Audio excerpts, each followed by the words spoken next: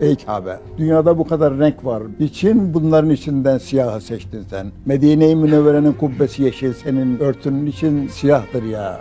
970'lerde Afgan sefiri vardı Sadık Bey diye, şairdi. Medine'ye geldikçe şiirler getirir gösterir. Son gelişiydi, ondan sonra şehit oldu. Sefir Bey gene şiir var mı dedim, var dedi. İçinde bir beyit var, ağlayarak yazdım. Hangisi olduğunu bilirsen şair olduğunu tasdik ederim dedi. Sefir Bey Kabe'ye soruyor. Ey Kabe, dünyada bu kadar renk var. Beyaz, sarı, pembe, mavi, kırmızı, semavi. Niçin bunların içinden siyahı seçtin sen? Medine-i Münevvere'nin kubbesi yeşil, senin örtünün için siyahtır ya.